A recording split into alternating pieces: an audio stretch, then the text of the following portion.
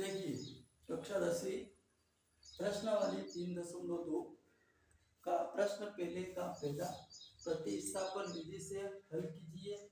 x plus Y बराबर 14 और x minus Y बराबर 4। अब प्रतिस्थापन जो होती है अपने पता होना चाहिए प्रतिस्थापन क्या होता है। प्रतिस्थापन का मतलब ये होता है कि ये जो दो समीकरण दी गई है किसी एक को हम क्या करते हैं पक्षांतर करते हैं, है ना। सबसे पहले अपन इसको क्या करते हैं लिख लेते हैं कि हल। अब हल में अपने को दिया है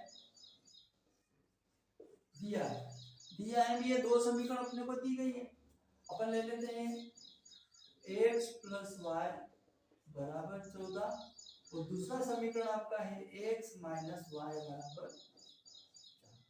अब ये जो दो समीकरण दी गई थी इन दोनों को हम मान लेते हैं, कुछ भी नाम दे देते, तो नाम देते हैं अपन इसको समीकरण नंबर 1 और इसको दे देते समीकरण नंबर 2।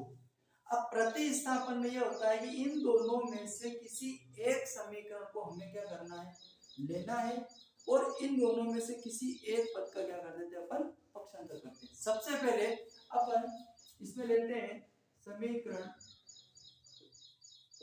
1 से। अब समीकरण 1 क्या है आपके पास में, समीकरण 1 है x प्लस वाई बराबर 14। अब x प्लस वाई जो है इन दोनों में से किसी एक को बराबर से इधर पहुंचाना है और अपने को पता है कि जब भी अपन इनका पक्षांतर करते हैं तो चिन्ह जो होते हैं वो क्या हो जाते हैं आपके बदल जाते हैं। तो हम यहाँ से इस x बराबर 14 ये जो y का हम पक्षांतर करें तो y इधर आएगा तो ये हो जाएगा आपका माइनस का y। ये आपका हो गया समीकरण नंबर। अब इस मान को समीकरण 2 जो है इसमें अपन रख देते हैं तो ये हो जाएगा आपका x के मान को समीकरण 2 में रखने पर समीकरण 2 हमारे पास x माइनस वाई बराबर 4 और समीकरण 3 में x की वैल्यू 14 माइनस वाई है।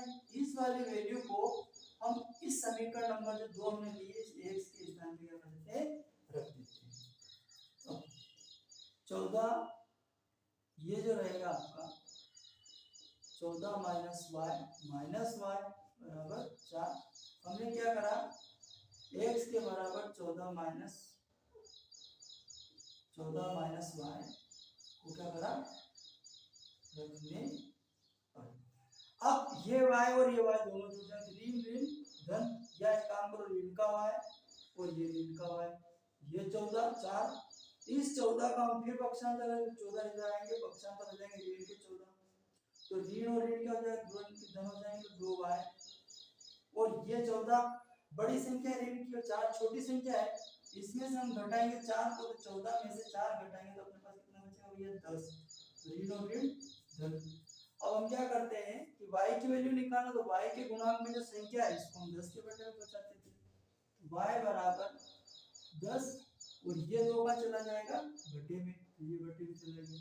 अब इस 2 से अपन कैंसिल कर सकते थे 10 को तो 2 एकम 2 2 पंजे 10 तो y बराबर आपके पास आ गया 5 और y की वैल्यू पता चली 5।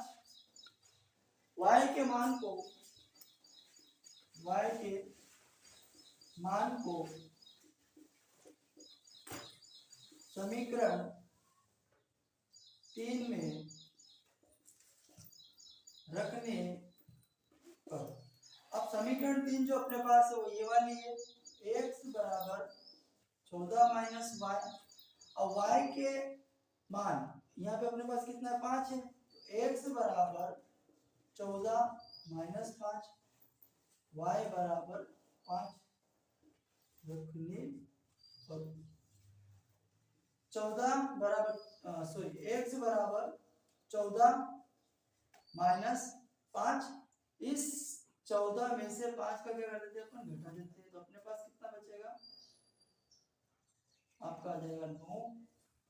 ये आपके पास मिल गया x की वैल्यू और ये होगी y की वैल्यू। अतः x व y के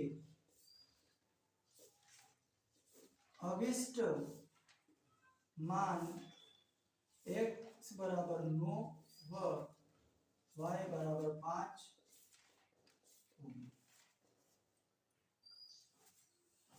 ठीक है।